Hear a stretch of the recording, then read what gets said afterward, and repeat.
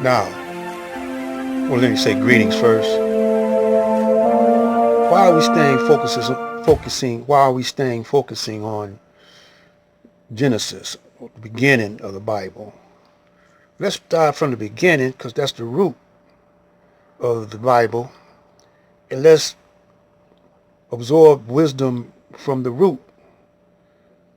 Okay, it says Genesis 2:8. And the Lord God planted a garden eastward in Eden. Eastward, east. Africa is east. Asia is east. And there he put the man whom he had formed. Now the man who he had formed is talking about no other than the Caucasian in a garden. And that's where we dwelled at. The black man in the garden. He called it Eden. Okay, now we're going to find out what Eden means because I haven't been able to quickly come upon that meaning of Eden. But let us continue with the Bible. I'll tell you what I'm getting at. And there he put the man whom he had formed.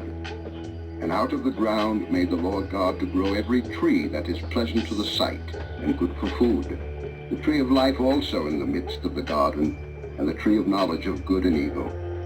And a river went out of Eden to water the garden, and from thence it was parted and became into 4 heads. The name of the first is Pison, that is it which compasseth the whole land of Havilah, where there is gold. And the gold of that land is good. There is bdellium and the onyx stone. And the name of the second river is Gihon, the same as it that compasseth the whole land of Ethiopia. And the name of the third river is Hiddekel, that is it which goeth toward the east of Assyria. And the fourth river is Euphrates. And the Lord God took the man, and put him into the garden of Eden to dress it and to keep it. And the Lord God commanded the man, saying, Of every tree of the garden thou mayest freely eat, but of the tree of the knowledge of good and evil thou shalt not eat of it, for in the day that thou eatest thereof thou shalt surely die. And the Lord God said, It is not good that the man should be alone.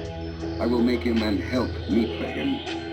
And out of the ground the Lord God formed every beast of the field, and every fowl of the air, and brought them unto Adam to see what he would call them. And whatsoever Adam called every living creature, that was the name thereof. And Adam gave names to all cattle, and to the fowl of the air, and to every beast of the field. But for Adam there was not found an helpmeet for him.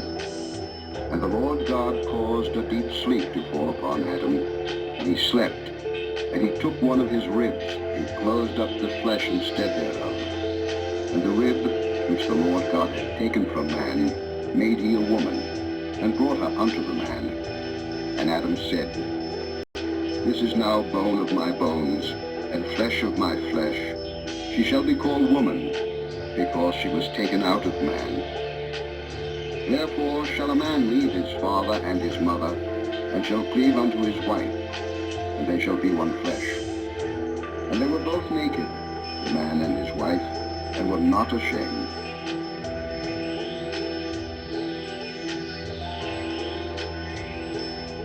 Now we get into the meat of what I'm trying to get to you. Chapter 3. Now the serpent was more subtle than any beast of the field which the Lord God had made. And he said unto the woman, Yea, hath God said, Ye shall not eat of every tree of the garden? And the woman said unto the serpent, We may eat of the fruit of the trees of the garden, but of the fruit of the tree which is in the midst of the garden, God hath said, Ye shall not eat of it, neither shall ye touch it, lest ye die. And the serpent said unto the woman, Ye shall not surely die. For God doth know that in the day ye eat thereof, then your eyes shall be opened, and ye shall be as gods, knowing good and evil. And when the woman saw that the tree was good for food, and that it was pleasant to the eyes, and a tree to be desired to make one wise, she took of the fruit thereof, and did eat, and gave also unto her husband with her, and he did eat. And the eyes of them both were opened, and they knew that they were naked. And they sewed fig leaves together, and made themselves aprons. And they heard the voice of the Lord God walking in the garden in the cool of the day. And Adam and his wife hid themselves from the presence of the Lord God amongst the trees of the garden. And the Lord God called unto Adam, and said unto him, Where art thou? And he said, I heard thy voice in the garden, and I was afraid, because I was naked, and I hid myself. And he said, Who told thee that thou wast naked? Hast thou eaten of the tree whereof I commanded thee that thou shouldest not eat? And the man said, The woman whom thou gavest to be with me, she gave me of the tree, and I did eat. And the Lord God said unto the woman, What is this that thou hast done? And the woman said, The serpent beguiled me, and I did eat. And the Lord God said unto the serpent, Because thou hast done this, thou art cursed above all cattle, and above every beast of the field. Upon thy belly shalt thou go, and dust shalt thou eat all the days of thy life, and I will put enmity between thee and the woman, and between thy seed and her seed. It shall bruise thy head, and thou shalt bruise his heel. Unto the woman he said, I will greatly multiply thy sorrow and thy conception. In sorrow thou shalt bring forth children, and thy desire shall be to thy husband, and he shall rule over thee. Let's stop it. Now, we're going to have to continue this. We're going to speak on this in detail, somewhat in detail.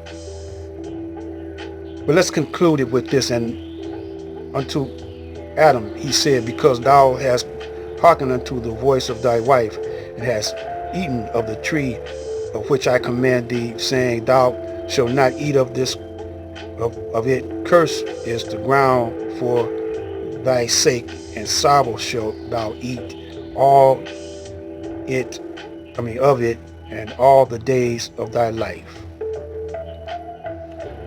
Now, what's it saying is, it's talking about the Caucasian. He did not follow the commandment of the Most High Allah, and he got kicked out of the garden from among us, and we sent him to the caves of East Asia. Sent him to the caves of Europe. I'm talking kind of fast because my time is growing so short, so we're gonna take our time on the next one. If you don't understand it, you'll understand it. If you understand it, press 1, and I'm out.